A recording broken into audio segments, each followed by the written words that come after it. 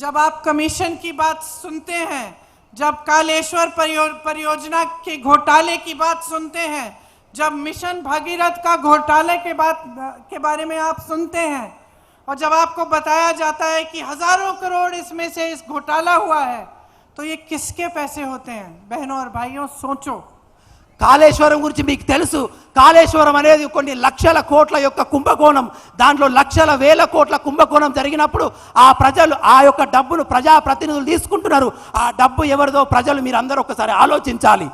जब इन परियोजनाओं में काम ठीक से नहीं होता, लेकिन खूब सारे पैसे लगते हैं क्योंकि कोई चोरी कर रहा है, तो ये चोरी आपसे हो रही है बहनों और भाइयों। ఎప్పుడైతే ప్రభుత్వ విషయాలలో అనేక మంది స్కాములు జరిగి పైసలు ఈ నాయకులు తింటారో, ఆ తిన్న ప్రజలు స్కామ్ల ద్వారా పోయిన ప్రజల పైసలన్నీ కూడా ఆ పైసలు మీయే అని మీరు గుర్తుంచుకోవాలి సోదరిమణులారా. जब सरकार का SC/ST फंड का पैसा SC/ST की समाज को मदद करने में नहीं, लेकिन किसी के जेब में जाता है या किसी और योजना में चले जाता है, तो ये आपसे चोरी है बहनों और भाइयों। SC/ST సబ్ ప్లాన్ దళితులకు గిరిజనులకు కేటాయించినటువంటి డబ్బులు అవి మీకు కేటాయించకుండా వేరే విషయాలలో మళ్లించినప్పుడు ఆ పోయిన ప్రజలు ఆ పోయిన డబ్బు అంతా ఎవరిదంటే అది మీ డబ్బు అనే విషయాన్ని మీరు గుర్తు చేసుకోండి ప్రజలారా. जब लैंड, सैंड, वाइन और माइन की माफिया फूल रही है, फल रही है, बढ़ रही है और खूब पैसा बना रही है, उन्हें संरक्षण मिल रहा है, तो ये आपके पैसे हैं। ఇప్పుడు आपके पैसे हैं जो चुराए जा रहे हैं बहनों और भाइयों। భూమిలో స్కామ్ జరుగుతుంది, లిక్కర్లో స్కామ్ జరుగుతుంది, ఇసుకలో స్కామ్ జరుగుతుంది, నీటిలో స్కామ్ జరుగుతుంది. ఈ అన్ని స్కామ్ల ద్వారా పోతున్న పైసలు ఎవరియో మీరు అందరూ గుర్తు పెంచుకోవాలి. పోయిన డబ్బులు ప్రతి రూపాయి అది మీదే అనే గుర్తు పెట్టుకోండి సోదరులారా.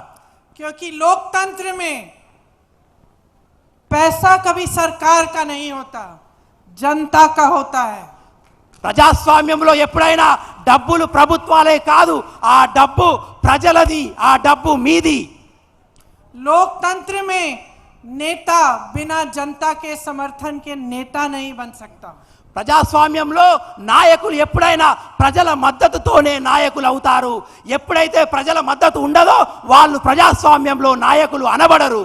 तो लोकतंत्र में नेता की जिम्मेदारी होती है कि जो सरकार की संपत्ति जनता की संपत्ति है, उसको जनता के हाथों में ही देना चाहिए।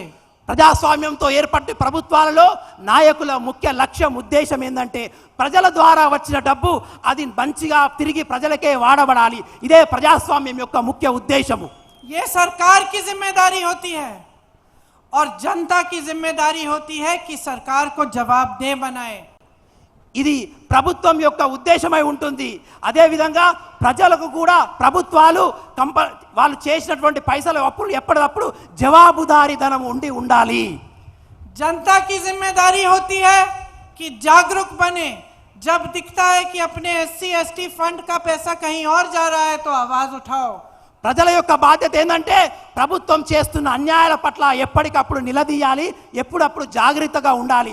మన డబ్బు పరాయి పాలు అవుతున్నప్పుడు ప్రజలు ప్రశ్నించే విధానాన్ని నేర్చుకోవాలి. जब पता चलता है कि 10 सालों में एक के बाद एक घोटाला हो रहा है, तो जागरूक बन जाओ, समझ जाओ कि ये आपके पैसे चुराए जा रहे हैं और ये सरकार ठीक ढंग से आपके लिए काम नहीं कर रही है। 10 సంవత్సరాల్లో ఒక స్కామ్ తర్వాత ఒకటి జరుగుతుందంటే గుర్తుంచుకోండి, ప్రభుత్వాలు మీ పైసలు తింటున్నారు, మీ పైసలే అన్యాయం అవుతున్నాయి. కాబట్టి మీరందరూ మేలుకొనాలి. प्रधानमंत्री मोदी जी यहाँ आते हैं तेलंगाना में, तो भ्रष्टाचार की बातें करते हैं। उनकी बड़ी बड़ी एजेंसियां हैं, ED है, CBI है, वो कांग्रेस के नेताओं पे लगा देते हैं। लेकिन जो आपके बड़े बड़े घोटाले हो रहे हैं, जिसमें हजारों करोड़ रुपए आपसे चुराए जा रहे हैं, उनकी जांच नहीं करवाते। మోదీ గారు ఇక్కడికి వచ్చినప్పుడు స్కామ్ల గురించి మాట్లాడతారు, అన్యాయం గురించి మాట్లాడతారు. వాళ్ళ దగ్గర ఉన్నటువంటి CBI EDలను కాంగ్రెస్ నాయకుల మీద మోపించి వాళ్ళను ఒత్తిడి చేయడానికి ప్రయత్నిస్తారు. కానీ వాళ్ళ దగ్గర ఉన్నటువంటి అన్యాయాన్ని పరిగెట్టడానికి కానీ దొరకబట్టడానికి మోదీ గారు ఎప్పుడూ ప్రయత్నించరు. कालेश्वरम की बात नहीं करते, शराब के घोटाले के बारे में बात नहीं करते, सिंचाई के घोटाले के बारे में बात नहीं करते, लेकिन कांग्रेस के नेताओं के पीछे ईडी और सीबीआई लगाते हैं। కేసీఆర్ గారు మోదీ గారు కాళేశ్వరంలో జరిగినటువంటి అన్యాయం గురించి మాట్లాడరు, అదే విధంగా లిక్కర్ స్కామ్ గురించి మాట్లాడరు, కానీ కాంగ్రెస్ కార్యకర్తలు చేస్తున్నటువంటి వాళ్ళ మీద ఈడీనే ప్రయత్నిస్తారు।